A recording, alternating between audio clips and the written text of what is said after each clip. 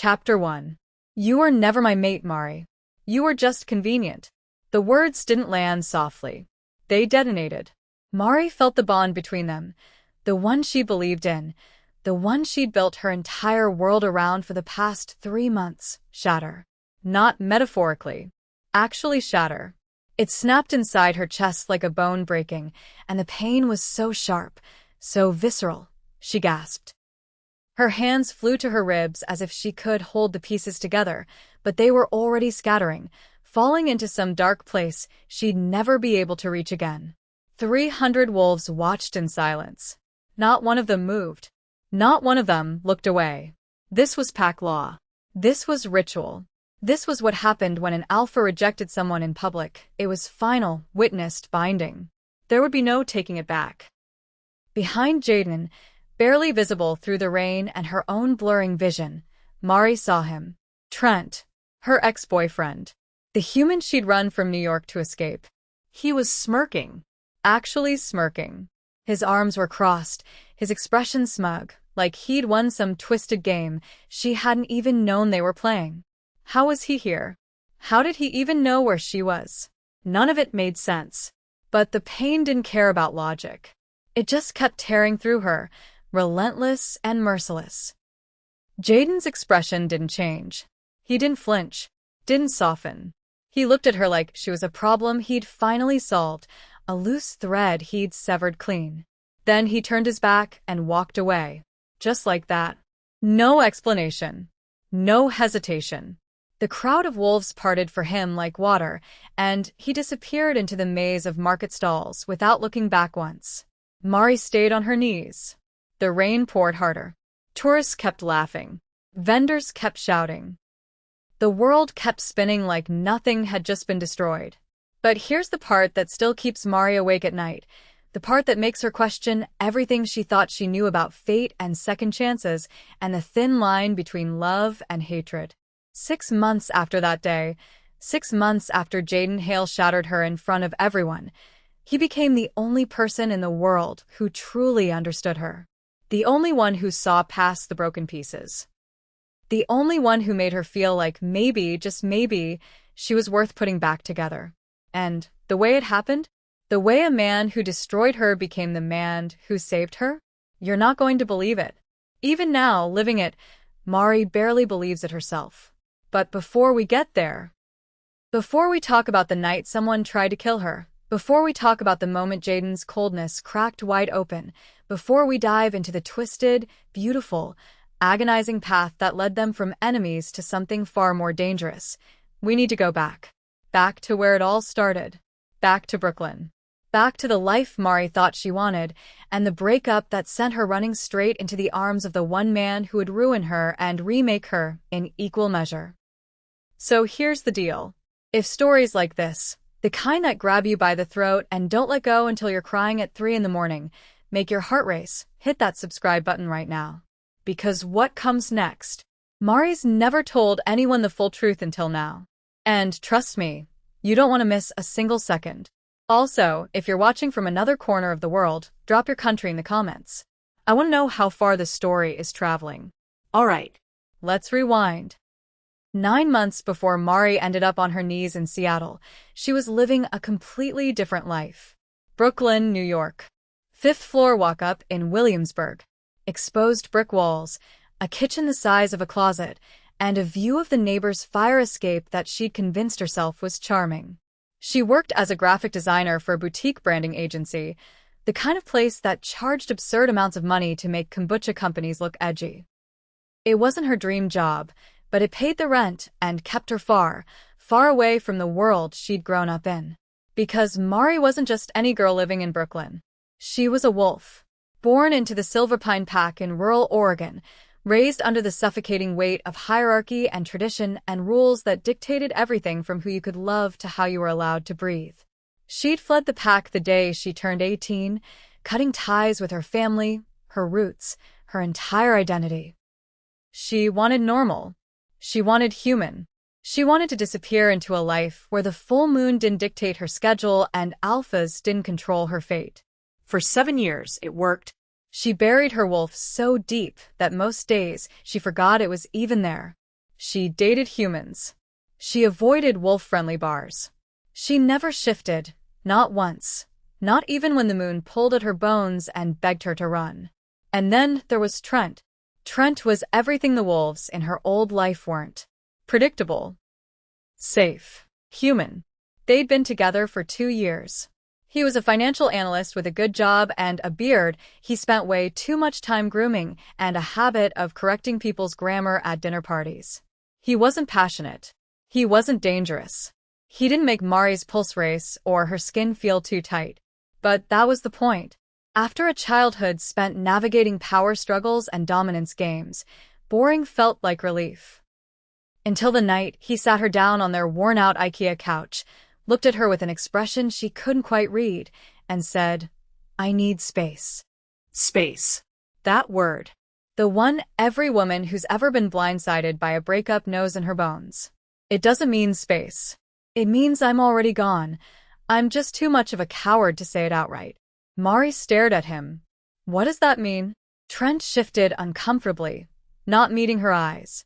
I just think we've been moving too fast. I need time to figure out what I want.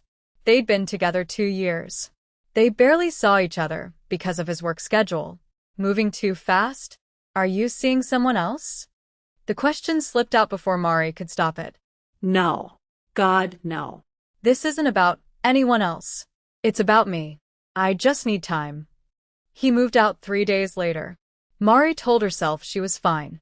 She threw herself into work, went out with co-workers, pretended the hollow ache in her chest was just temporary. She lasted 2 weeks before curiosity got the better of her, and she checked his Instagram. New girlfriend. Blonde. Perky. Posted a photo of them at brunch with a caption, "Finally found my person." 2 weeks. He'd needed space for 2 weeks before replacing her. Mari didn't cry. She spiraled. She stopped sleeping. Stopped eating. Stopped pretending she was okay. Her best friend Sienna, who she'd met in college and who'd somehow remained her anchor through every storm, flew in from Seattle without being asked, took one look at Mari's apartment and said, "Pack a bag. You're coming with me." "I'm fine." "You're not. And you're not staying here drowning in his mediocrity." Seattle. Summer. A coffee and rain and distance from Trent's stupid face. Non-negotiable. Mari packed a bag. Seattle sounded good. Clean air. Coffee culture. The space needle piercing the clouds like a beacon. Distance. She needed distance from Trent, from Brooklyn, from the life that had just imploded. She needed to breathe. So she booked a one-way ticket, stuffed her life into 2 suitcases, and left. The flight was smooth. The landing was smooth. Sienna picked her up at SeaTac Airport in a blacked-out Range Rover that smelled like leather and expensive cologne, and Mari thought, just for a second, that maybe this was exactly what she needed. A reset. A summer to rebuild herself. A chance to remember who she was before Trent, before Brooklyn, before she spent 7 years pretending she wasn't a wolf. Sienna was buzzing with energy, talking a mile a minute about all the places they'd go, all the things they'd do. Mari smiled, nodded, let the words wash over her. And then Sienna said, almost as an afterthought, "Oh, minor detail I forgot to mention. My brother's in town. You'll probably meet him tonight." Mari's stomach dropped. "Your brother?" Yeah. Jaden. He's kind of a big deal in the pack world. Alpha of the Cascade Pack. Don't worry, he's intense but harmless. Harmless. That word would haunt Mari for months. Because the second she stepped off that plane, the second Sienna's brother entered her life, everything Mari thought she knew about safety and control and keeping her wolf buried, it ended. And there was no going back. What Mari didn't know, what she couldn't have known, was that Jaden Hale had been waiting for her. Not consciously, not intentionally, but the moment she arrived in Seattle, the moment her scent hit the air, something ancient and undeniable woke up inside him. And it terrified him. So he did what any alpha who'd lost everything he'd ever loved would do. He decided to destroy her before she could destroy him first. Chapter 2. Mari should have left that penthouse the moment Jaden dismissed her. She should have grabbed Sienna, made an excuse about jet lag or a headache, and gotten as far away from those storm-gray eyes as possible. But she didn't. Because beneath the fear, beneath the instinct screaming at her to run, there was something else. Something she hadn't felt in years. Maybe ever. Recognition. Not the kind where you remember someone's face. The kind that lives in your bones. The kind that makes your wolf. Silent for 7 years. Buried so deep Mari thought it had forgotten how to speak, suddenly lift its head and look. She hated that.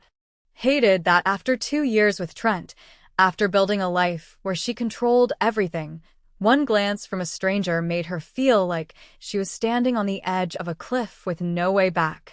The penthouse was massive. All glass and steel and money. Floor-to-ceiling windows framed the Seattle skyline like a painting. The Space Needle glowing in the distance, Puget Sound stretching black and endless beneath a sky heavy with clouds. The kind of view that cost more per month than most people made in a year. Wolves filled every corner of the space. Not the rowdy, chaotic pack gatherings Mari remembered from her childhood. This was different. Controlled. Elegant. Dangerous in a way that didn't need to announce itself. They were all beautiful. All lethal.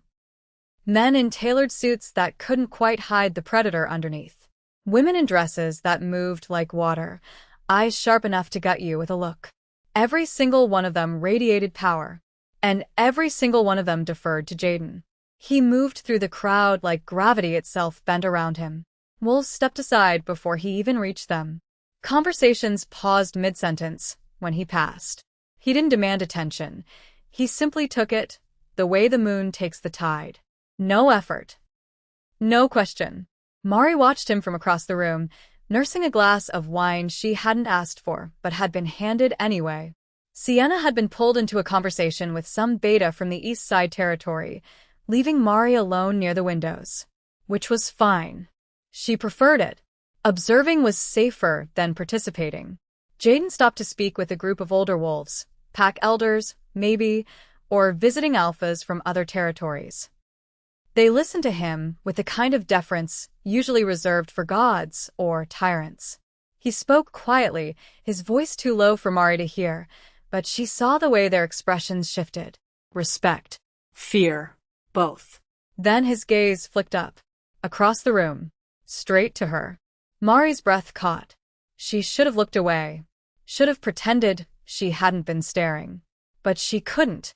His eyes held her in place like a hand around her throat, not choking, just present. Undeniable. For a moment, something passed between them. Not a thought. Not a word. Just a current, invisible and electric, that made Mari's skin prickle and her pulse kick into overdrive. Her wolf stirred again, pushing against the walls she'd built around it, curious and hungry in a way that terrified her. Then Jaden's jaw tightened. His expression went cold, and he looked away like she'd burned him. Mari exhaled. Her hands were shaking. She set the wine glass down on the nearest table before she dropped it. First time at one of these? A voice beside her. Male. Smooth. Too close. Mari turned. A wolf she didn't recognize stood there, smiling in a way that didn't reach his eyes. Tall, blonde, expensive watch. The kind of guy who knew he was attractive and used it like a weapon. Yeah, Mari said, keeping her voice neutral. Just visiting. I'm Callum, beta of the Northridge Pack. He extended a hand. She shook it briefly. Mari, you're Sienna's friend, right? The one from New York? His smile widened. Word travels fast, apparently.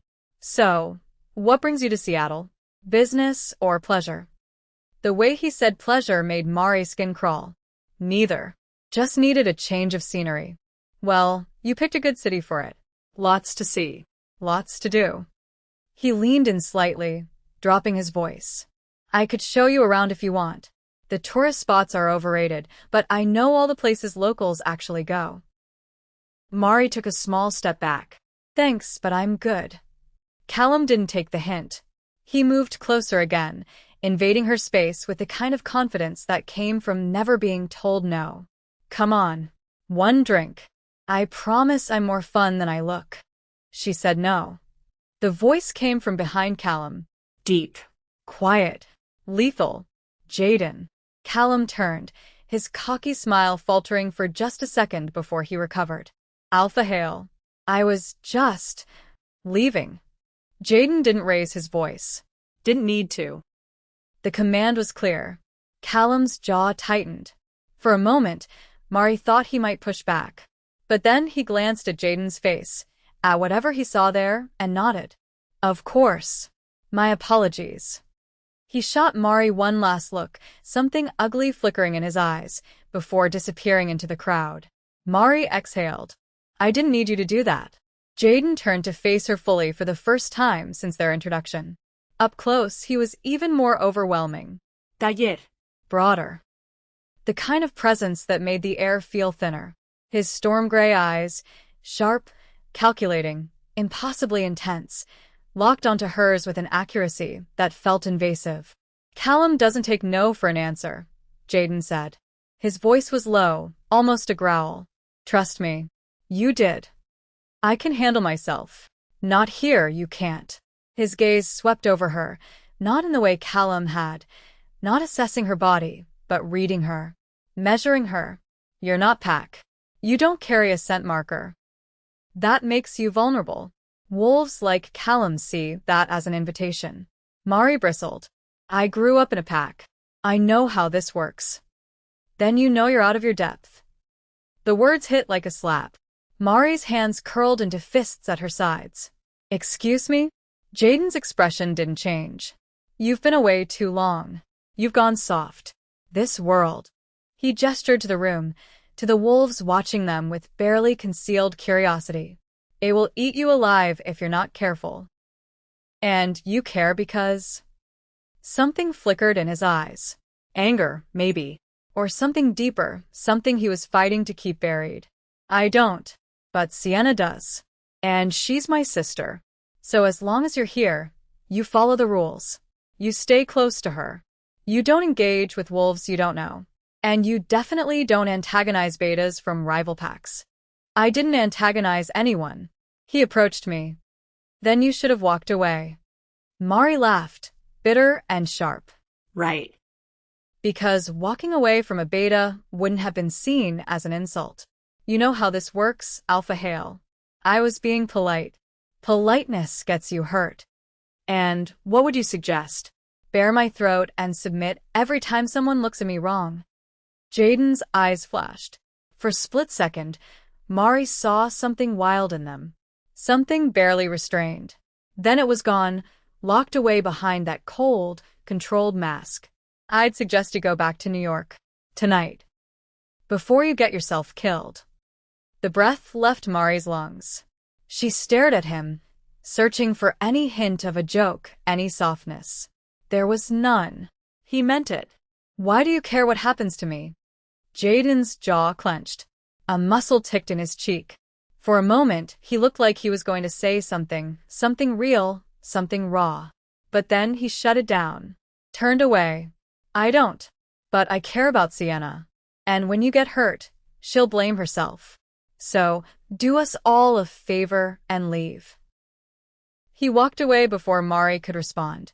Just like that. Dismissed her for the second time that night. Mari stood there, heart pounding, hands shaking, every instinct screaming contradictory commands. Run. Stay. Fight. Submit. Her wolf was awake now, fully awake, snarling and pacing and furious in a way Mari didn't understand. Because Jaden Hale had just told her to leave. Had looked at her like she was a problem, a liability, something that didn't belong. And instead of relief, instead of anger, all Mari felt was the sharp, irrational sting of rejection. Which made no sense. She didn't even know him. But her wolf did. Somehow, impossibly, her wolf recognized him. And it wanted him to recognize her back. That terrified her more than anything else that night. The rest of the gathering blurred. Mari found Sienna, made an excuse about being tired, and left before she could do something stupid like confront Jaden again. The ride back to Sienna's apartment was quiet. Too quiet. Sienna kept glancing at her with concern, but Mari stared out the window and said nothing. When they finally got home, a loft in Capitol Hill with exposed beams and plants everywhere, Mari went straight to the guest room and closed the door. She stood in the dark, listening to her own heartbeat, feeling her wolf prowl restlessly beneath her skin. Jaden Hale had looked at her like she was nothing, like she was a threat, like she was something he needed to eliminate before it became a problem. And the worst part? Some dark, twisted part of Mari wanted to know why. She didn't sleep that night. Not for a long time. And when she finally did, she dreamed of storm-gray eyes and a voice that said, "You don't belong here." She woke up more exhausted than when she'd gone to bed. And already, without even realizing it, Mari was in trouble. Because Jaden Hale had gotten under her skin. And that was the most dangerous place he could be. Chapter 3. Mari stepped out of Sienna's apartment that night.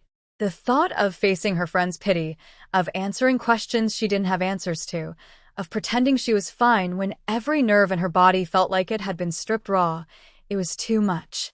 Instead, she walked through the rain-soaked streets of downtown Seattle, past the glowing storefronts and late-night bars, past couples huddled under umbrellas and tourists laughing their way back to hotels. The city moved around her like she was invisible, and for once, Mari was grateful for it. She needed to disappear.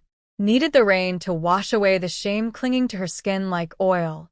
Because that's what Jaden's words had done. Not just hurt her.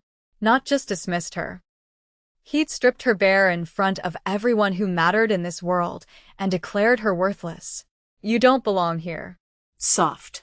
This world will eat you alive. The worst part? He wasn't wrong. Mari had spent 7 years running from pack life. Burying her wolf, pretending she could be something she wasn't. And in one night, Jaden had exposed that. Had held up a mirror and forced her to see exactly what she'd become, a wolf who'd forgotten how to be one. But that didn't give him the right to humiliate her. To stand in front of 300 wolves and make an example of her like she was a lesson in what not to be. Mari's hands curled into fists. Her nails bit into her palms, sharp enough to draw blood. The pain grounded her. Reminded her she was still here, still standing, even if every instinct screamed at her to collapse. She found herself at Cary Park without meaning to. The viewpoint overlooked the city, space needle glowing against the skyline, downtown lights reflected in the black water of Elliott Bay, Mount Rainier looming ghostly in the distance. It was breathtaking. The kind of view people traveled thousands of miles to see. But Mari barely registered it. She stood at the railing, rain streaming down her face, and let herself feel everything she'd been holding back. The humiliation, the rage, the bone-deep exhaustion of pretending to be okay when she wasn't. And beneath it all, something worse. Something she didn't want to acknowledge, but couldn't ignore. Hurt. Not the surface kind. The kind that burrows deep and makes a home in the places you can't reach. Because when Jaden looked at her night, when his eyes found hers across that ballroom and held her in place while he spoke those words, she'd felt it. The intentionality. He wasn't making a general statement about outsiders. He was talking directly to her. And he'd wanted her to know it. But why? What had she done to deserve that? She'd barely spoken to him in 2 weeks. Had kept her distance, respected his clear desire to pretend she didn't exist. So, why go out of his way to destroy her in front of everyone? Unless he was trying to push her away. Unless there was something about her presence that threatened him in a way she didn't understand. Her wolf stirred at the thought, lifting its head, scenting something Mari's human mind couldn't quite grasp. It had been doing that more and more since she'd arrived in Seattle. Waking up. Pushing against the walls she'd built. And every time Jaden was near, it became more insistent, more desperate to break free. Mari shoved it down. Hard. She'd spent 7 years silencing her wolf, and she wasn't about to let it surface now. Not when everything was already falling apart. Her phone buzzed. Sienna. Again. The 5th call in the past hour. Mari silenced it without looking. She didn't know how long she stood there. Long enough for the rain to soak through her dress, for her hair to plaster against her face, for the cold to seep into her bones. long enough for the anger to crystallize into something harder, something resolute. She wasn't leaving Seattle. Not because Jaden Hale told her to. Not because he'd humiliated her. Not because this world was dangerous and she was soft and unprepared. She was staying. And she was going to prove him wrong. Not for him. For herself. Because Mari had spent too many years running. From her pack. From her wolf. From every hard thing that required her to be more than she thought she could be. And maybe Jaden was right. Maybe she was soft. Maybe she didn't belong here. But she was done letting other people decide what she was capable of, even if it killed her. The next 2 weeks were a special kind of torture. Sienna apologized approximately 47 times. Mari told her to stop, that it wasn't her fault, that her brother was a grown man responsible for his own cruelty. But Sienna kept apologizing anyway, her guilt manifesting in home-cooked meals and constant check-ins and a careful avoidance of anything Jaden-related, which was fine. Because Mari didn't want to talk about him, Didn't want to think about him. didn't want to acknowledge the way her chest tightened every time Sienna's phone rang and it wasn't him, which was stupid. Why would he call? He'd made his position abundantly clear. But the universe apparently had a twisted sense of humor. Because despite Mari's best efforts to avoid Jaden entirely, she kept running into him. Not at pack events, she'd stopped going to those. But in the mundane, everyday places that should have been safe. The coffee shop 3 blocks from Sienna's apartment where Mari had started working remotely. She'd been there 5 days in a row when Jaden walked in on the 6th. He didn't see her at first or pretended not to. Just ordered his coffee with the same clipped efficiency he seemed to apply to everything, then turned and locked eyes with her. For a moment, neither of them moved. Mari's heart slammed against her ribs. Her wolf surged, sudden and violent, and she had to grip the edge of her laptop to keep from doing something stupid. Jaden's expression gave nothing away. He nodded once, barely, just a slight dip of his chin, and left without his coffee. The barista called his name 3 times before giving up and setting the cup aside. Mari stared at it for 20 minutes before forcing herself to look away. 3 days later, she saw him at the grocery store. Pike Place Market, ironically. The scene of her destruction. Mari was buying coffee and trying very hard not to think about that night when she turned a corner and nearly collided with him. Jaden caught her arm to steady her. His hand was warm, his grip firm, but not painful. The contact sent a shock through her system so intense she gasped. He let go immediately, like she'd burned him. "Sorry," he said. His voice was rough. Strained. Mari stepped back, putting space between them. "It's fine." They stood there in the middle of the aisle, surrounded by tourists and vendors and the smell of fresh fish, and said nothing. The silence stretched, heavy and suffocating. Mari could feel his eyes on her, feel the weight of whatever he wasn't saying pressing down like a physical thing. Say something, she thought. Apologize. Explain. Give me anything. But Jaden just clenched his jaw, nodded again, and walked away. Mari watched him go, her hands shaking, her wolf howling inside her. The 3rd time was the worst. Sienna had dragged Mari to a small pack gathering at a member's house in Ballard. Nothing formal, just a casual get-together. Mari had resisted, but Sienna had deployed the sad puppy eyes and the please, "I don't want to go alone" card, and Mari caved. The house was warm and crowded, filled with wolves laughing and talking and existing in that easy, comfortable way pack members did when they trusted each other. Mari felt like an intruder. She stayed near the kitchen, nursing a beer she didn't want, trying to look busy. Then Jaden arrived. The room didn't go silent this time, but it shifted. Wolves straightened, smiled, greeted him with respect and warmth. He returned it, not effusively, but genuinely. Mari watched him clasp hands with an older male, laugh at something a young female said, ruffle the hair of a pup who couldn't have been more than 12. He looked different. Softer. Human in a way she hadn't seen before. Then his gaze swept the room and landed on her. The softness vanished. His jaw tightened. His shoulders tensed. And for a split second, Mari saw something in his eyes that looked almost like pain. Then he turned and walked into another room. Mari set her beer down and headed for the door. She couldn't do this. Couldn't stand in the same space as him and pretend she was fine. Couldn't keep running into him and feeling her wolf slam against her ribs like it was trying to break free. She made it to the front porch before she heard footsteps behind her. Leaving already? Jaden's voice. Low. Close. Mari didn't turn around. Not really your concern. I wasn't, he stopped. Exhaled. I wasn't trying to run you off. Could have fooled me. Silence. Then, quieter. I'm sorry. Mari's breath caught. She turned slowly, searching his face for any hint of insincerity. But he looked exhausted. Like whatever mask he usually wore had slipped, just for a moment, and underneath was something raw and bleeding. For which part? Mari asked. Telling me I don't belong? Humiliating me at the summit? Or making sure I know you can't stand to be in the same room as me? Jaden flinched. Actually flinched. All of it. Why? Because he stopped. Shook his head. It doesn't matter. It matters to me. It shouldn't. Too bad. Mari stepped closer, her anger overriding her fear. You don't get to destroy me and then apologize without explaining why. I deserve that much. Jaden's hands flexed at his sides. His eyes, storm gray and devastating, locked onto hers with an intensity that stole her breath. You want the truth? You scare me, Mari.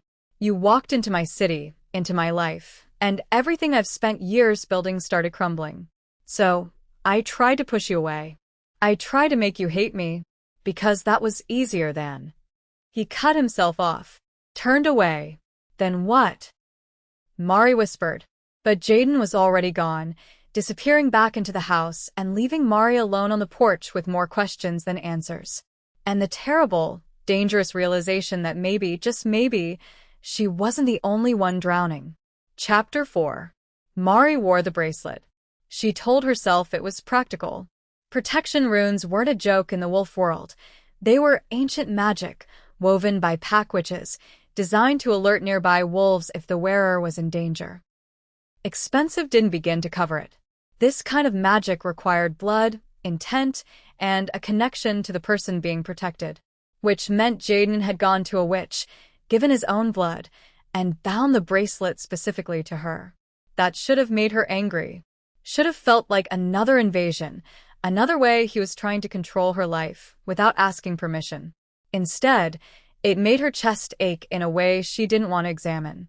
She caught herself touching it throughout the day, running her fingers over the engraved runes, feeling the faint warmth that pulsed beneath the silver. It felt alive, like a heartbeat that wasn't hers. Sienna noticed immediately. Is that from Jaden?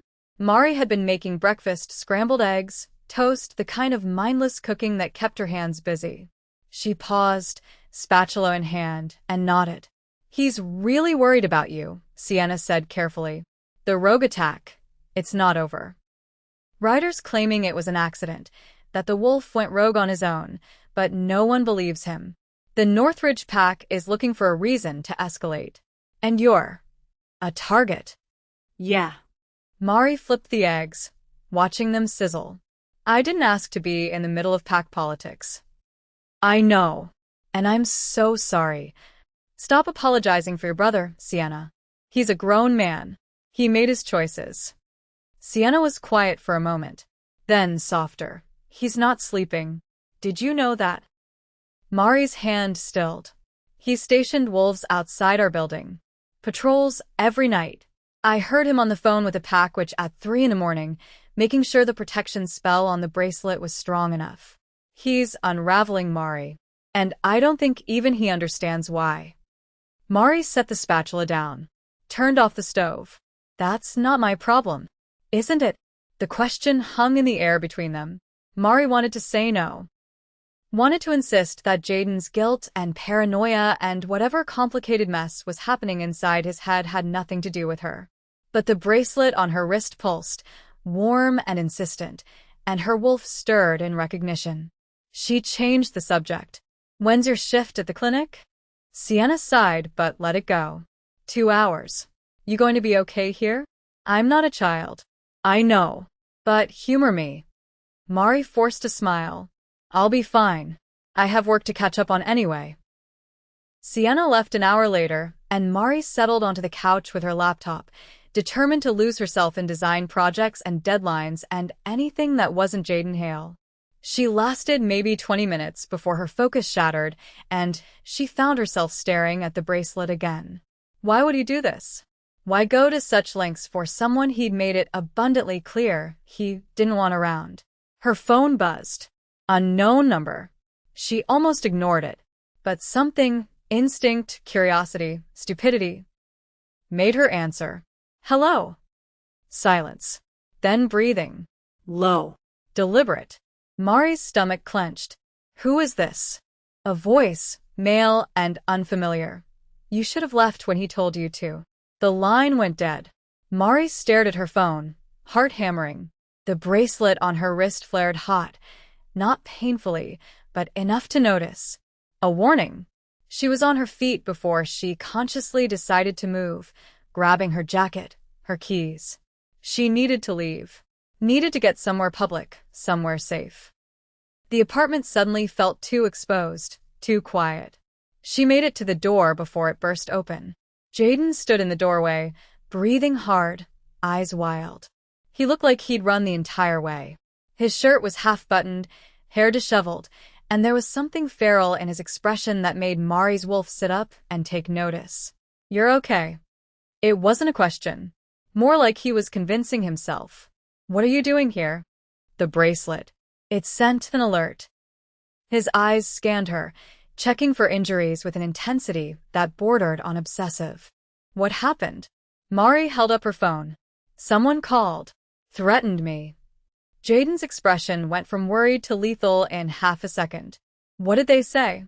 That I should have left when you told me to. His jaw clenched so hard Mari heard his teeth grind. He pulled out his own phone, fingers moving rapidly across the screen. I'm tracing the number. Stay here. Jaden. Stay. Here. He looked at her then, really looked at her, and the raw fear in his eyes stole her breath. Please, Mari. Just don't leave this apartment until I get back. Where are you going? To end this. He turned to leave. Mari grabbed his arm without thinking. The contact sent electricity racing up her arm, and Jaden froze like she'd struck him. Don't do something stupid, Mari said quietly. He looked down at her hand on his arm, then back at her face. Something shifted in his expression. Softened, just for a moment. That's all I've been doing since you got here. Then he was gone, the door closing behind him with a finality that made Mari's chest tight.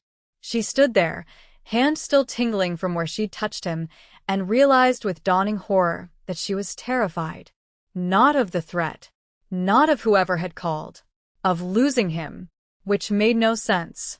She barely knew him.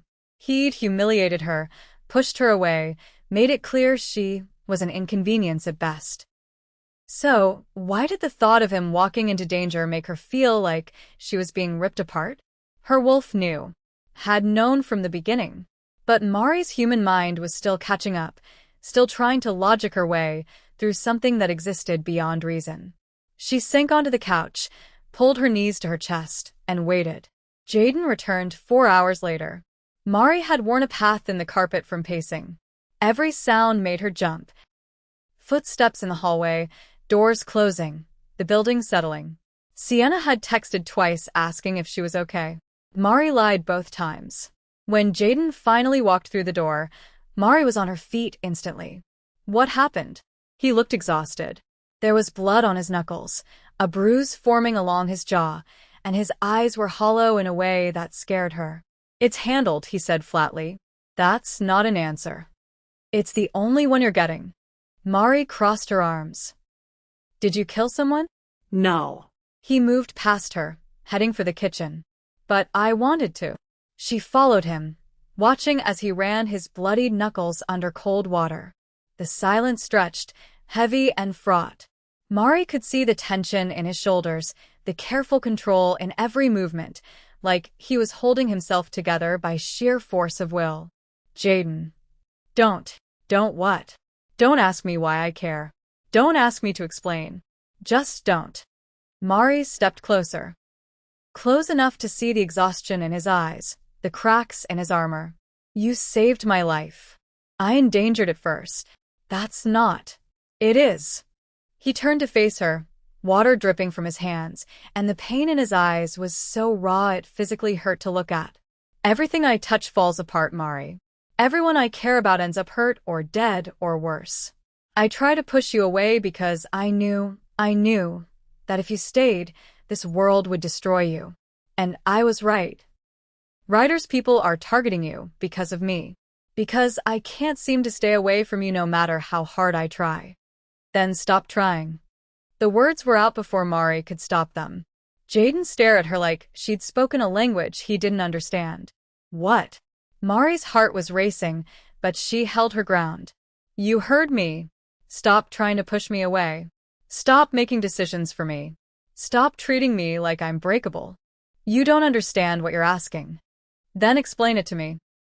Because right now, all I see is a man who's so terrified of losing people that he's willing to destroy them first just to avoid the pain.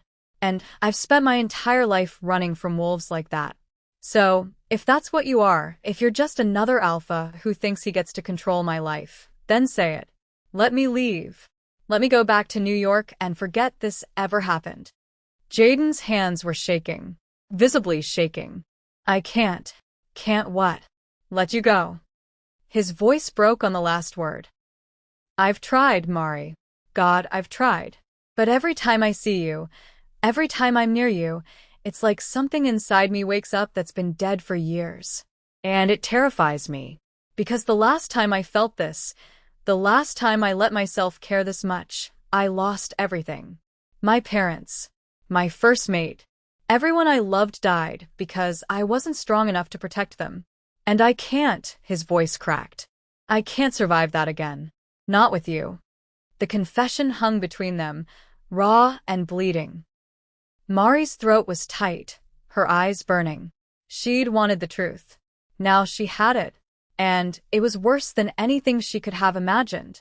So what now? She whispered. We just stay in this limbo? You protecting me from a distance while slowly falling apart. Jaden closed his eyes. I don't know. Mari took a breath. Made a decision that would change everything. Then let me decide. Let me choose whether I want to stay, whether I want to risk this. Because you don't get to make that call for me. He opened his eyes. Looked at her with something that might have been hope. Or terror. What are you choosing? I'm choosing to stay. I'm choosing to stop running. And I'm choosing to give you a chance to prove you're more than the man who tried to break me. For a long moment, Jaden just stared at her. Then, so quietly she almost missed it. I don't deserve that. Probably not. But I'm giving it to you anyway. Something in his expression cracked wide open. He stepped forward, reached out like he was going to touch her, then stopped himself, hand hovering in the space between them, asking permission. Mari closed the distance, took his hand. The contact sent shockwaves through her entire body, and she saw the exact moment it hit him too, saw his pupils dilate, his breath catch, his entire body go rigid. Thank you, he whispered. D. And for the first time since Mari had met him, Jaden Hale looked like he could breathe. Chapter 5. Mari read the note 3 times before the words actually registered. I'm ending this. Stay inside. I'll fix it. Her hands crumpled the paper. The careful, controlled handwriting, so distinctly Jaden, blurred as rage flooded her system. He'd done it again. Made a decision about her life, about her safety, without asking. Without even having the decency to say it to her face. She was moving before rational thought caught up. Grabbed her jacket, her phone, shoved her feet into boots. The protection bracelet on her wrist pulsed hot, like it knew what she was about to do, and was trying to warn her. She ignored it. Sienna emerged from her bedroom, bleary-eyed and confused. Mari? What's going on? Where's Jaden?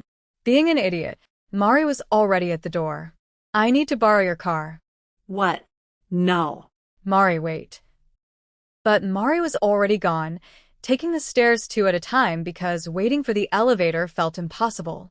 Her wolf was awake now, fully present for the first time in years, and it was screaming at her to move, to run, to find him before something terrible happened. Because Mari knew, with a certainty that bypassed logic and lived somewhere deeper, somewhere primal, that if Jaden went after Ryder alone, he wasn't coming back. Not intact. Maybe not at all. She'd heard the stories over the past 2 weeks. Picked up pieces of Jaden's history from Sienna's careful comments, from pack members who stopped by the apartment, from the way Jaden himself moved through the world like he was carrying the weight of ghosts. His parents had been killed in a territorial dispute when he was 19. His first mate, a female named Kira, had died in a rogue attack 3 years later, pregnant with his child. His best friend and second-in-command had been murdered by a rival pack trying to destabilize the Cascade territory. Jaden Hale had lost everyone he'd ever loved. And somewhere along the way, he'd decided the problem was him. That caring about people made them targets. That the only way to protect anyone was to keep them at arm's length and handle every threat alone. It was the kind of broken logic that got people killed. Mari reached Sienna's car. A beat-up Honda Civic that had seen better days, and realized she had no idea where Jaden had gone. She stood there in the parking garage, breathing hard, her wolf pacing frantically inside her chest. Then her phone rang. Unknown number. She answered without hesitation. Where is he? A pause. Then a voice she recognized from the summit. Callum, the wolf who'd tried to flirt with her that first night. So you do care. Interesting. Where is he? Warehouses south of the city. Industrial district near the port. But if I were you, I'd stay home. This is pack business. Outsiders don't survive these things. The line went dead. Mari was in the car and moving 30 seconds later. The industrial district was exactly as grim as it sounded. Abandoned warehouses, rusted shipping containers, streets slick with rain and oil. The kind of place where bad things happened and no one asked questions. Mari's headlights cut through the darkness, illuminating graffiti-covered walls and broken windows.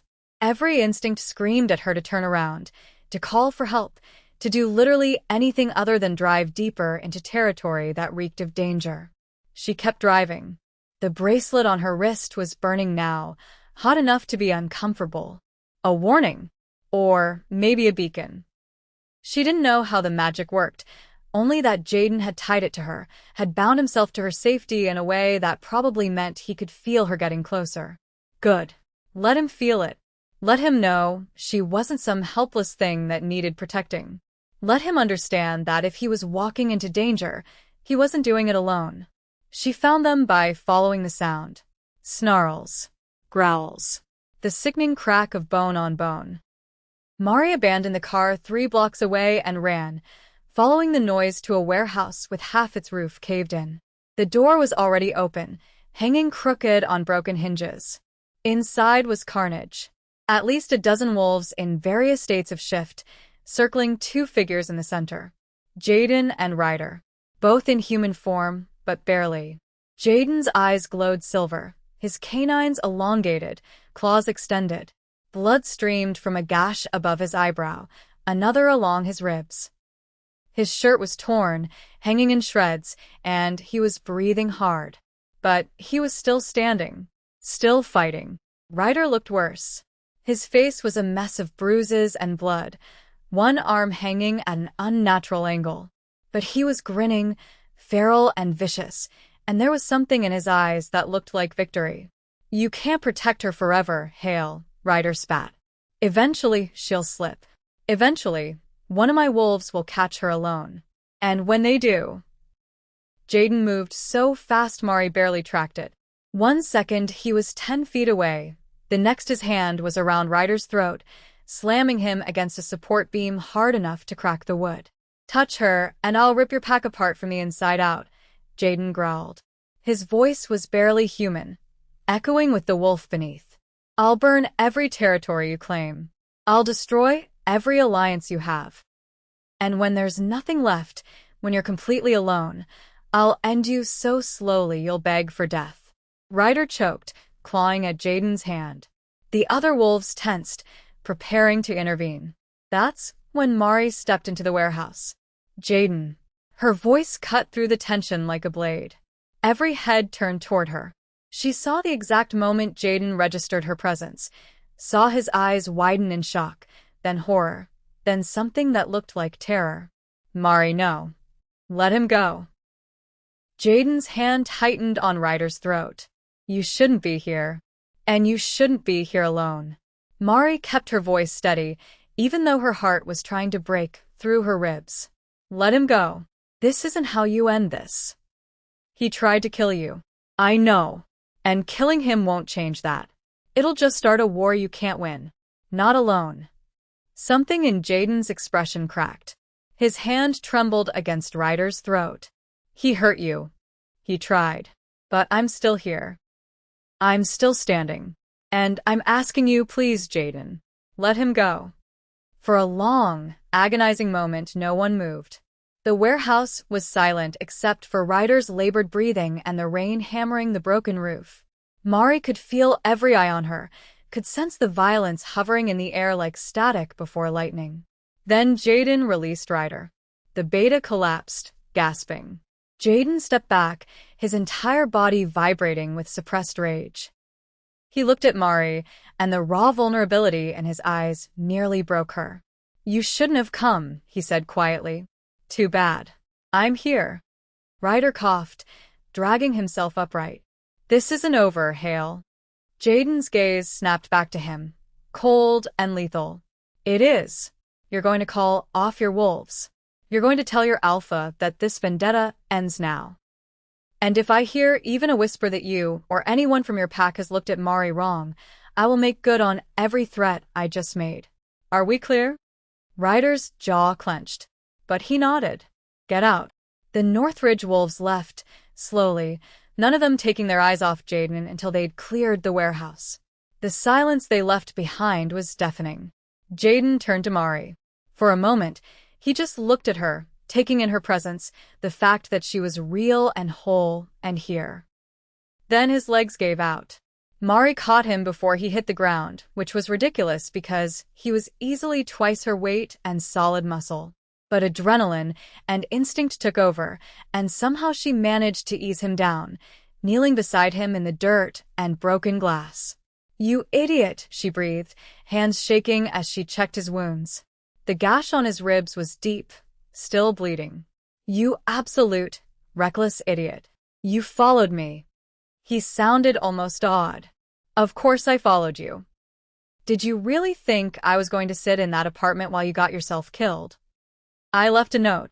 Your note was garbage. Mari's hands found the worst of the bleeding, pressed down. Jaden hissed in pain but didn't pull away. You don't get to make decisions like this alone anymore. You don't get to shut me out and play hero. Not after everything. I was trying to protect you. By running headfirst into a trap? By taking on an entire pack alone? That's not protection, Jaden. That's suicide. He was quiet for a moment, his breathing labored. Then, so soft she almost missed it. Maybe that was the point. Mari's hands stilled. She looked at him, really looked at him, and saw it. The exhaustion. The grief. The bone-deep weariness of someone who'd been carrying too much for too long. Don't say that, she whispered. Don't you dare say that. Everyone I love dies, Mari. Maybe it's better if I... Stop. Mari's voice was sharp now, cutting. I don't want to hear you finish that sentence. You don't get to give up. Not when I just risked everything to find you. Not when I'm sitting here trying to keep you from bleeding out. You don't get to quit on me now. Jaden stared at her. Something in his expression shifted, softened. Why did you come? The question hung between them, heavy with meaning. Mari could have lied. Could have said it was about pack politics or obligation or not wanting Sienna to lose her brother. But she was so tired of lying. To him. To herself. Because the thought of you dying felt like someone was ripping my heart out, she said simply. Because somewhere between you saving my life and trying to push me away, I started caring about you. And I know that's probably stupid. I know you're going to tell me it's a mistake, but I don't care. I'm done pretending I don't feel this. Jaden's breath caught. His hand came up, trembling, to cup her face. You shouldn't care about me. Too late. He laughed, broken and wet. You're going to get yourself killed. Probably. But at least I won't die alone in a warehouse like an idiot. This time when he laughed, it was real. Genuine. And despite everything, the blood, the danger, the absolute chaos of the past few weeks, Mari felt something in her chest unlock. Can you walk? She asked. Maybe. With help. She helped him to his feet, taking most of his weight, ignoring his protests that he was too heavy. Together, they made their way out of the warehouse, into the rain, toward the car Mari had abandoned blocks away. And for the first time since Mari had arrived in Seattle, Jaden leaned on someone. Let himself be helped. Let himself be vulnerable. It was the beginning of everything. Chapter 6. The shift happened so gradually that Mari didn't notice it until she was already in too deep. It started small. Jaden showing up at Sienna's apartment with coffee. 2 cups, 1 black for him, 1 with cream, and too much sugar for Mari because he'd somehow memorized how she took it. Training sessions in the early morning at a private gym the pack owned, where Jaden taught her how to fight like a wolf even in human form. How to read an opponent's body language, how to use her smaller size as an advantage, how to go for vulnerable spots without hesitation. You're thinking too much, he said one morning, circling her on the mat. They'd been sparring for 20 minutes, and Mari was drenched in sweat, breathing hard. Jaden looked barely winded. Stop trying to predict what I'm going to do, and just react. Easy for you to say. You've been doing this your whole life. So have you. You just forgot.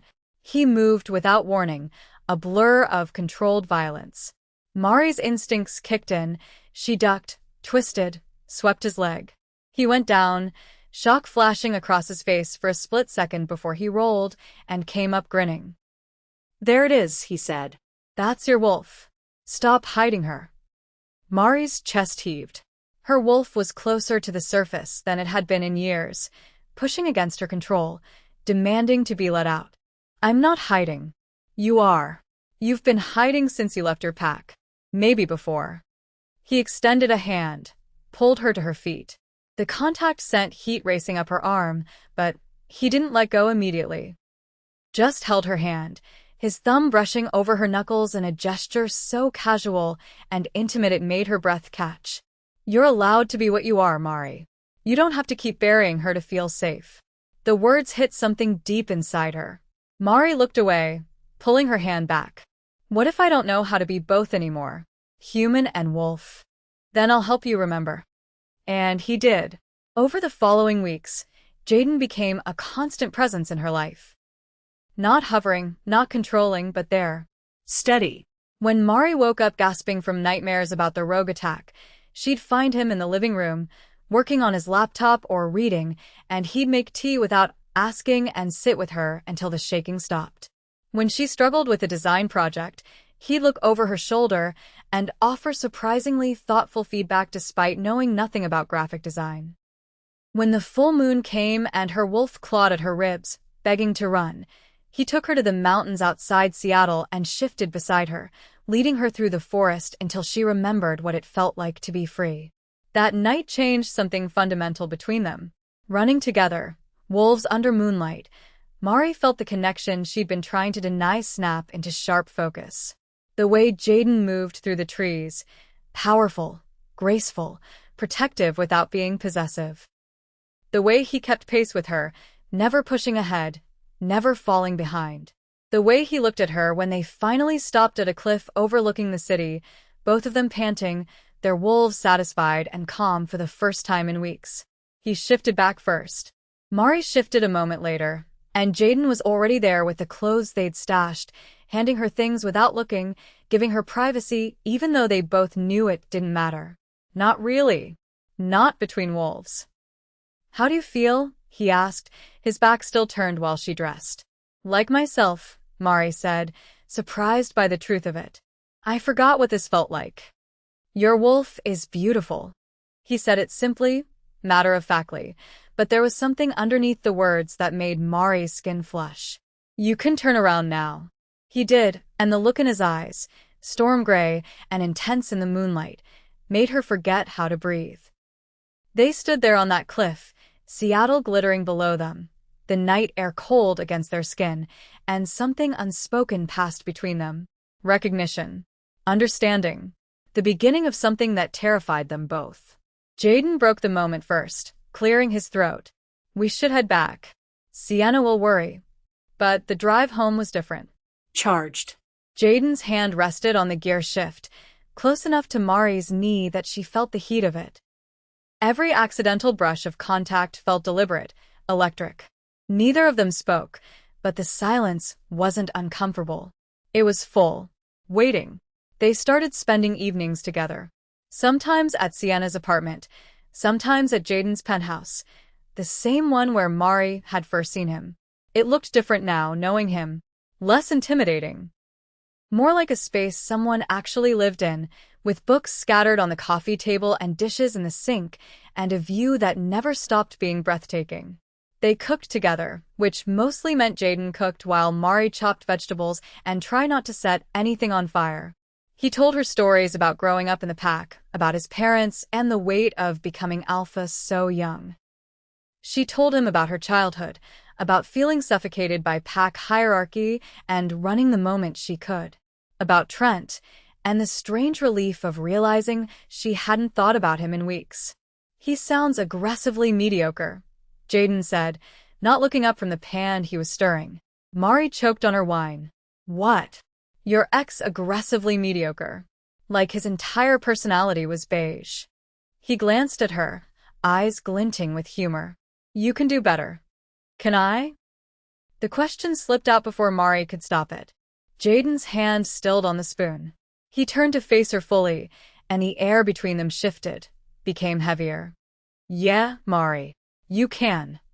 The way he said it, quiet, certain, like he was stating a fundamental truth about the universe, made her chest ache. She wanted to ask what he meant, wanted to close the distance between them and find out if the tension crackling in the air would ignite or dissipate. But she was afraid of moving too fast, of misreading the signals, of ruining the friendship they'd built. So she just smiled and changed the subject, and Jaden let her, and they pretended the moment hadn't happened. But it had. And the moments kept accumulating, building on each other like pressure in a closed system. The way Jaden's hand lingered on her lower back when they walked through crowds. The way Mari caught herself staring at his mouth when he talked. The way they'd started sitting closer on the couch during movie nights, shoulders touching, thighs pressed together, both of them hyper-aware of every point of contact. Sienna noticed. You two are killing me, she said one afternoon when Jaden had left to handle pack business. Just kiss already and put everyone out of their misery. We're friends, Mari protested weakly. Friends don't look at each other like they're starving and the other person is a 5-course meal. Sienna flopped onto the couch beside her. He's different with you. Softer. I haven't seen him smile this much since before Kira died. The name sent a chill through Mari. Jaden's first mate. The woman who died carrying his child. He'd mentioned her once, briefly, in the context of explaining why he'd pushed Mari away. But he hadn't talked about her since, and Mari hadn't pushed. I don't want to replace her, Mari said quietly. You're not. You couldn't. But that doesn't mean you can't be something new. Something equally important.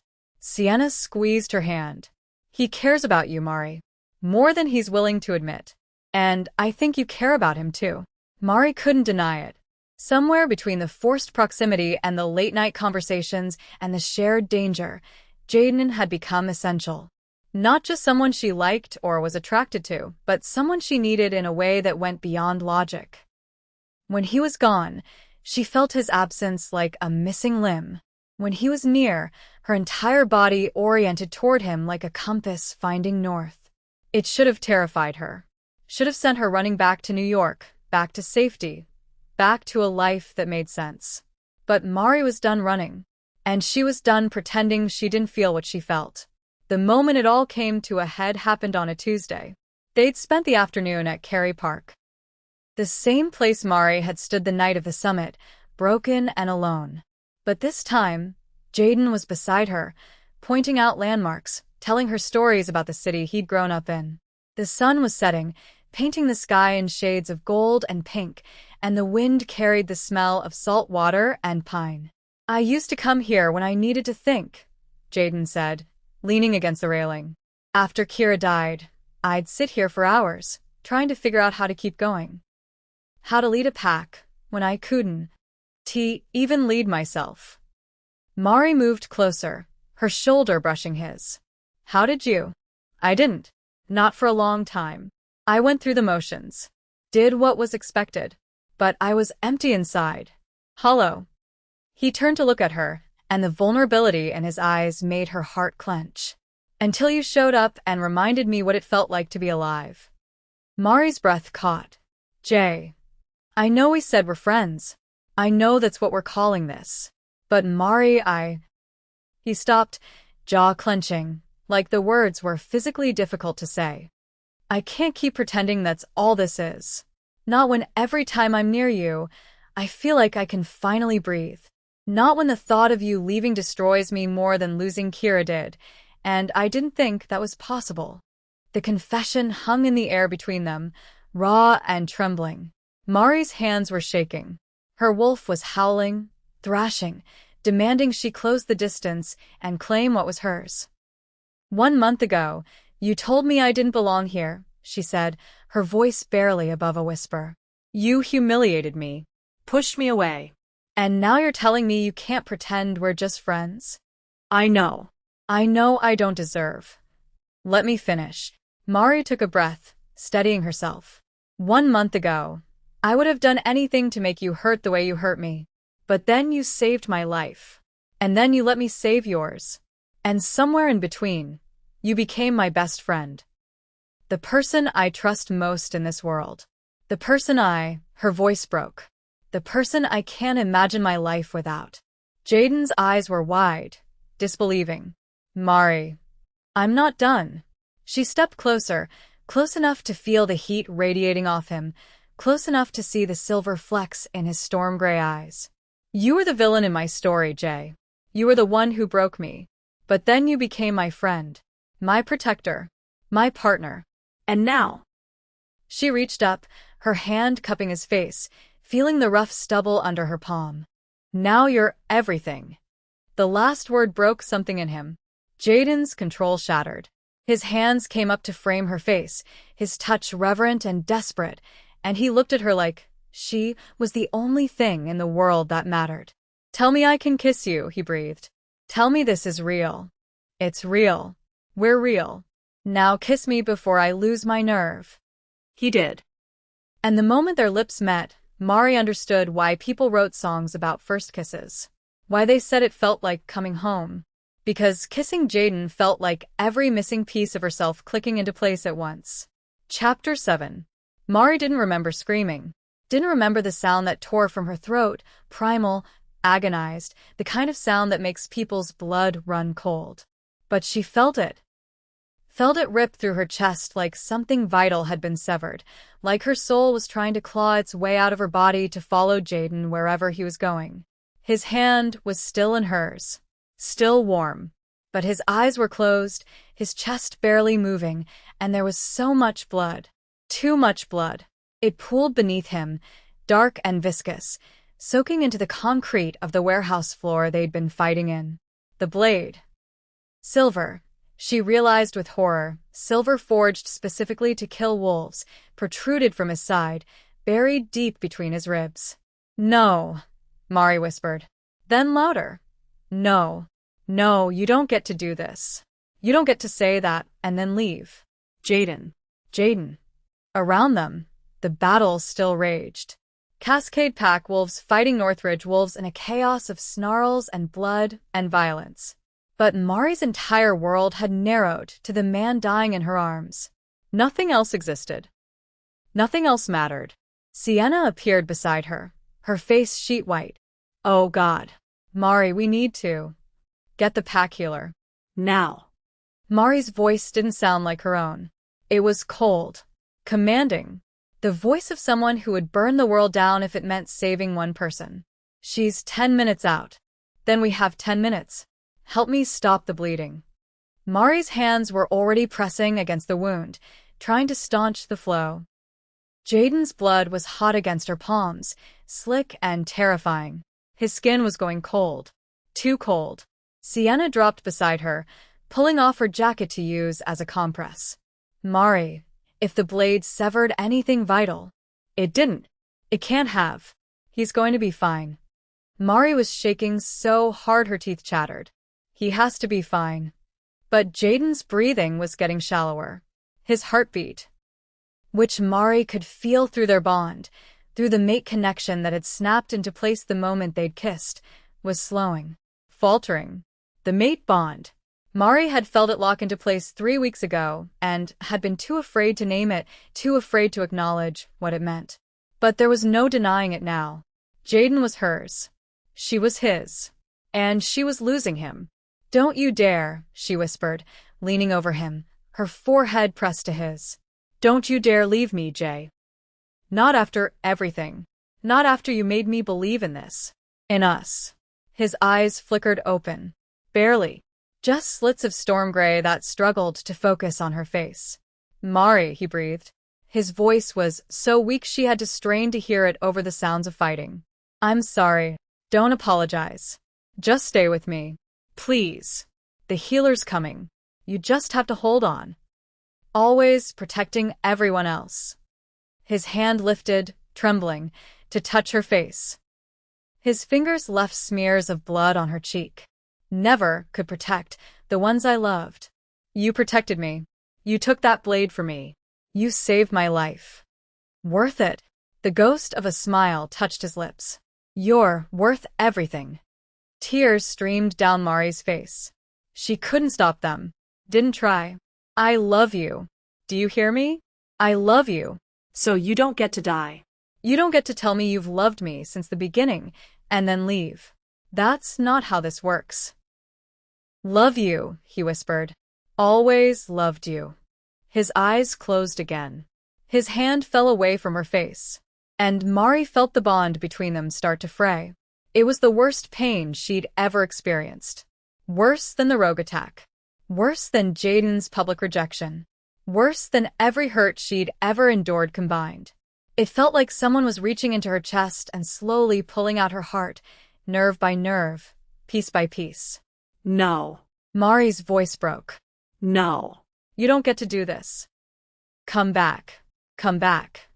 She pressed her hands harder against the wound, as if she could physically hold his life inside his body. Her wolf was howling, thrashing, desperate. And then, without conscious thought, without planning, Mari felt something shift inside her. Something primal and ancient and powerful. Her wolf surged forward. Not to shift. To heal. It was instinct. Pack magic. The kind of thing she'd heard stories about but never witnessed. When a mate bond was strong enough, when the connection ran deep enough, one wolf could lend their strength to another. Could share their life force to keep their mate alive. Mari didn't know if it would work. Didn't know if she was strong enough. But she poured everything she had into Jaden. Every ounce of energy, every bit of her wolf's power, every piece of her soul. The bond between them flared hot and bright, and she felt him on the other end of it. Felt him fighting. Felt him holding on. "That's it," she whispered. "Stay with me. I've got you. I'm not letting go." Around them, the fighting had stopped. Mari was dimly aware of wolves standing in a circle, watching. Of Sienna's hand on her shoulder. Of someone shouting that the healer had arrived. But she couldn't look away from Jaden. Couldn't break her focus. His heartbeat steadied. Just slightly. Just enough. And then the pack healer was there. An older woman named Thea with silver-streaked hair and hands that moved with practiced efficiency. She took one look at the situation and started barking orders. Wolves scattered to get supplies. Sienna helped Thea cut away what was left of Jaden's shirt. "The blade's still in," Thea said grimly. "We pull it out here. He bleeds out in seconds. We need to get him to the medical center. Now." "Will he make it?" Mari's voice was hoarse. Thea met her eyes. "Not if he gives up. But I can feel your bond with him. You're keeping him anchored." Don't let go. They moved Jaden in as carefully as possible, loading him into an SUV that had been brought around. Mari climbed in beside him, his head in her lap, her hands still pressed to his wound. The drive to the PAC's medical facility was the longest 10 minutes of her life. She talked to him the entire way, told him everything she'd been too afraid to say before, told him about the future she wanted with him, about running through forests and lazy Sunday mornings and growing old together, about the family she'd never let herself dream of having until him. "You promise me forever," she whispered. "You don't get to break that promise. Not when I just figured out how much I need you." His fingers twitched in hers. The smallest movement. But it was something. The surgery took 4 hours. Mari sat in the waiting room, covered in Jaden's blood, refusing to move. Sienna brought her coffee. She didn't drink. PAC members came and went, offering support, asking for updates. Mari barely registered any of it. All she could feel was the bond. Still there. Still holding. Frayed and damaged, but not broken. When Thea finally emerged from the surgical suite, Mari was on her feet before the door fully opened. "He's stable," Thea said, and Mari's knees nearly gave out. The blade missed his heart by half an inch. "Punctured a lung, caused significant blood loss, but we've repaired the damage. He'll need time to heal, but he's strong. And he's got something worth living for." She looked meaningfully at Mari. "That bond you two have? That's what saved him. You kept him alive long enough for us to fix the physical damage." "Can I see him?" "He's unconscious. Won't wake for several hours." But yes. "Come on." Mari followed Thea through sterile hallways to a private room. Jaden lay in the hospital bed, impossibly still, hooked up to monitors and IVs. But his chest rose and fell steadily. His heartbeat showed strong on the monitor beside him. He was alive. Mari collapsed into the chair beside his bed and finally let herself break. Great, heaving sobs that shook her entire body. All the fear, all the terror, all the agony of the past hours came pouring out. She cried until she had nothing left, until her throat was raw and her eyes burned and exhaustion dragged at her bones. Then she took Jaden's hand, careful of the 4, and held on. "You're going to wake up," she told him. "And when you do, you're going to have to deal with me being furious that you almost died. You're going to have to listen to me yell at you for being reckless. And then you're going to have to spend the rest of your very long life making it up to me. Understood?" Of course, he didn't answer. But Mari could have sworn she felt a pulse of warmth through their bond. Acknowledgement. Agreement. She settled in to wait.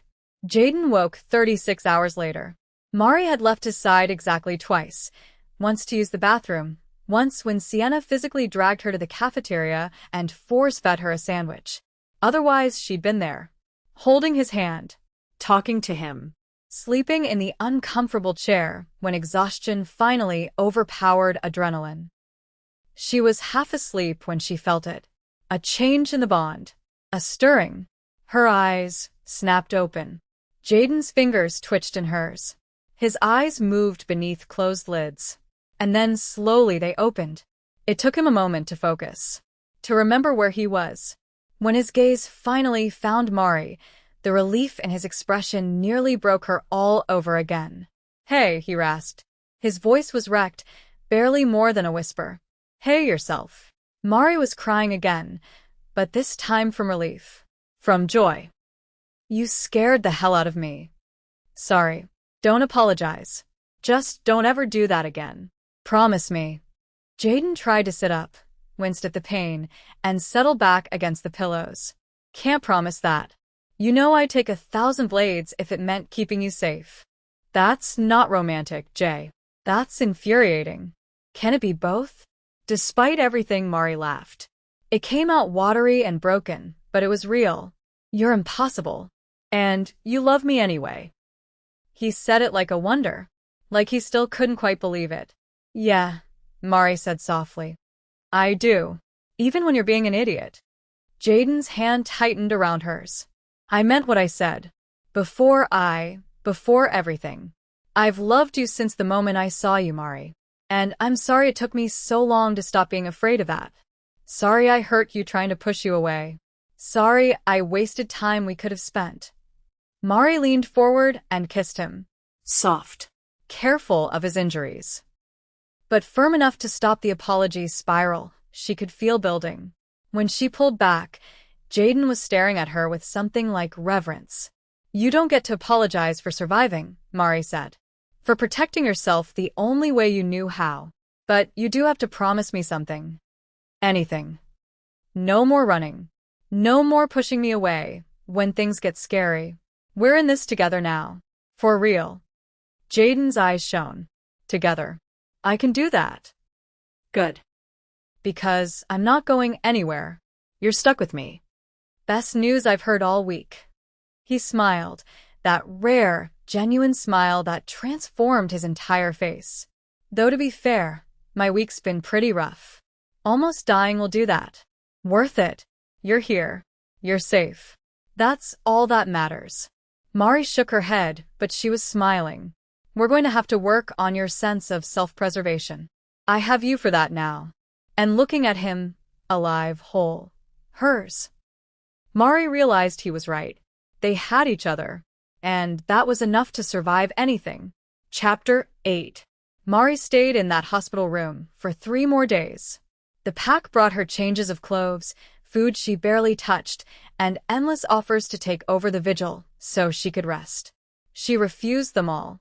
Leaving felt impossible. Like if she stepped away for even a moment, the fragile thread keeping Jaden alive would snap. Werewolf healing was miraculous. Wounds that would kill a human could close in hours, bones could knit overnight. But silver poisoning was different.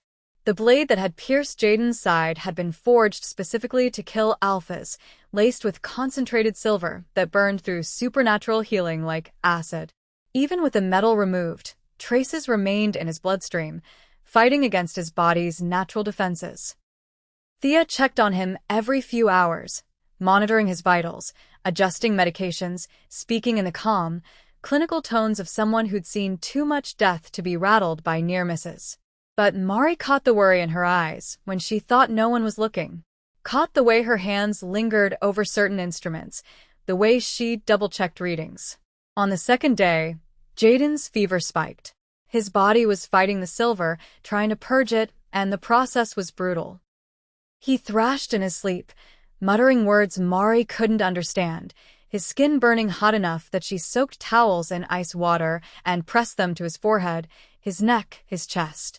Come on, she whispered, holding his hand through the worst of it. You promise me forever. You don't break promises. Not to me. The bond between them pulsed with pain, his pain, bleeding through into her. Mari had never experienced anything like it. Every spike of agony he felt echoed in her chest, every moment of distress pulled at something deep inside her. It should have been unbearable, should have sent her running. Instead, it kept her anchored, because if she could feel his pain, it meant he was still fighting, still alive. Sienna found her on the 3rd morning, slumped in the chair beside Jaden's bed, dark circles carved beneath her eyes. Mari, you need to sleep. Real sleep. In a real bed. I'm fine. You're not. You look like death, and that's not going to help him when he wakes up. Sienna perched on the edge of the bed, careful not to disturb Jaden. He's stable. The worst is over. Thea said so herself. Stable isn't awake. Stable isn't out of danger. No. But it's better than dead. Sienna's voice was gentle. And he'd kill me if he knew I was letting you destroy yourself while he healed. Come on. Just a few hours. I'll stay with him. If anything changes, I'll get you immediately. Mari wanted to argue, but exhaustion was a physical weight pressing down on her, and Sienna's logic was sound. Reluctantly, she stood, her joints protesting the movement. A few hours. That's it. That's all I'm asking. Mari leaned over Jaden, pressed a kiss to his forehead. I'll be back, she whispered. Don't you dare wake up while I'm gone. She made it to the apartment Sienna had been staying in, closer to the medical center than her usual place, and collapsed onto the guest bed fully clothed. Sleep claimed her in seconds. She woke to her phone ringing. Sienna's name on the screen. Mari's heart stopped. Is he? He's awake. Sienna's voice was bright with relief. And asking for you. Get over here. Mari was moving before Sienna finished the sentence. She didn't remember the drive back to the medical center. Didn't remember taking the elevator or navigating the hallways. One moment she was in the car. The next she was standing in Jaden's doorway, breathless, staring at him. He was sitting up. Actually sitting up. His color was better, the gray pallor of near-death replaced with something closer to normal. The monitors beside him beeped steadily, reassuringly. And when his eyes found hers, they were clear. Focused. Alive. You left, he said. There was no accusation in his tone. Just observation. Maybe a hint of amusement. Sienna made me. Mari crossed to him, her hands already reaching for his, needing the physical confirmation that he was real. How do you feel? Like I got stabbed with a silver blade. He smiled, that rare, devastating smile that made her heart stutter. But alive. Thanks to you. I didn't do anything. Thea saved you. Thea fixed the physical damage. But I felt you, Mari. The whole time. You kept me anchored.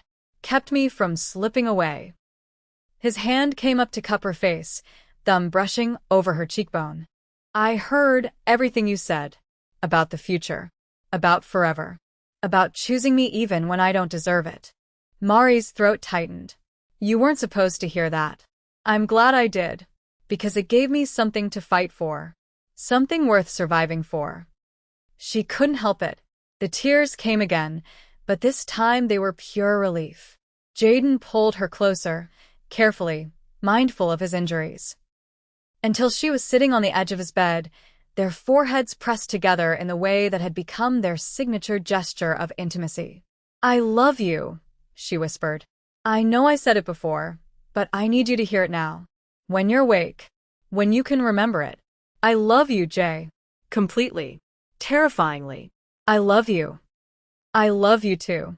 His voice was rough with emotion. And I'm sorry it took me almost dying to stop being afraid of that. To stop pushing you away. I wasted so much time. We have time now. That's what matters.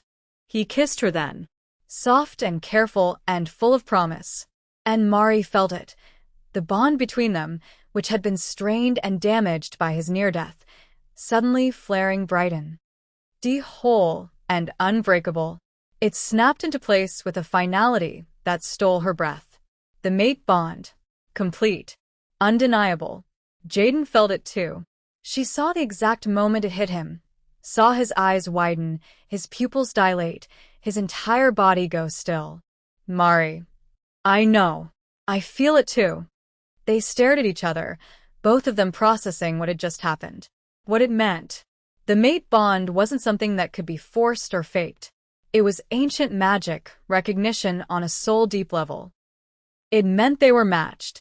Meant they were meant to be together. Meant that the universe itself had looked at them and said, yes. These two.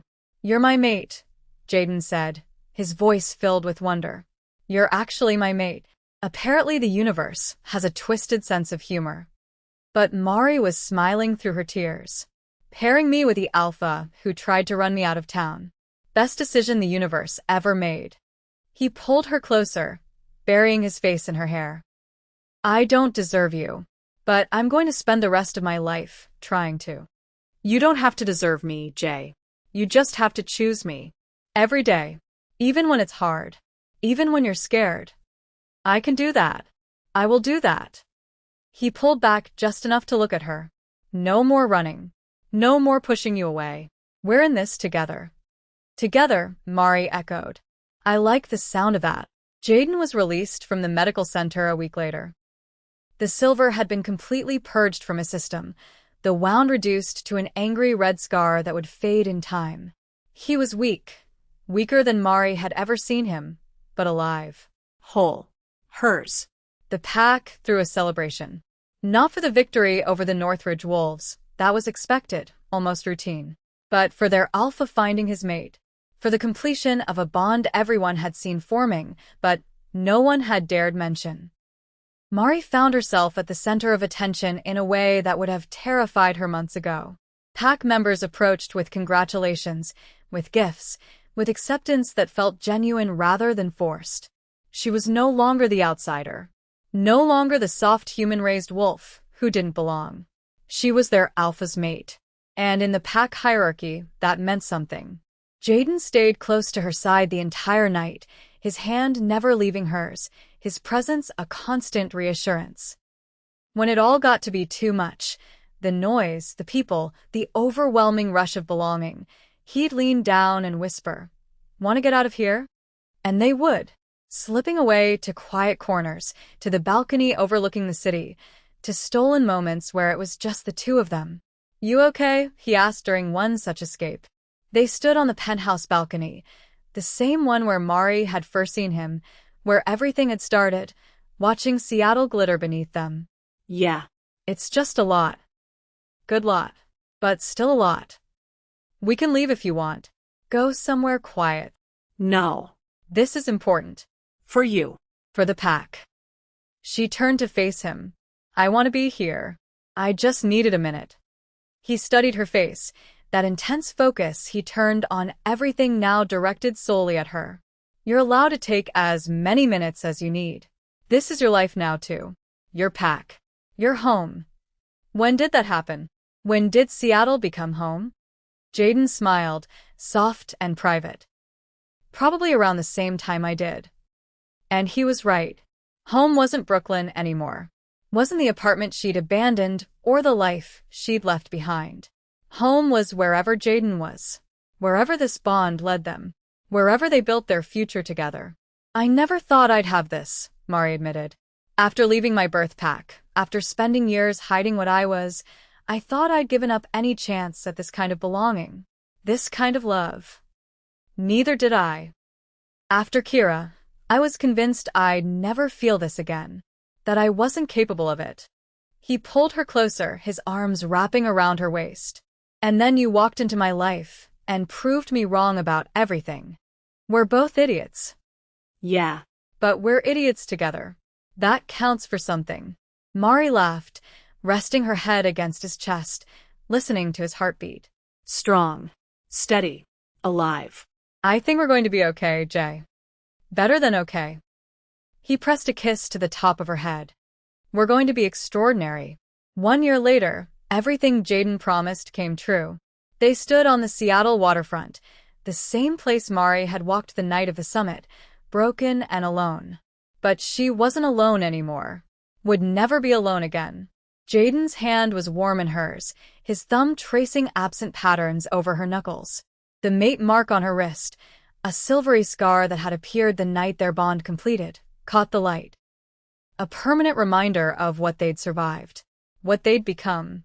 "You know," Mari said, watching the ferries cross Elliott Bay, "if someone told me a year ago that the alpha who humiliated me would become my mate, I'd have laughed in their face." Jaden grinned, that devastating smile that still made her heart skip. "And now I can't imagine my life without you." She turned to face him fully. "You're my best friend. My partner.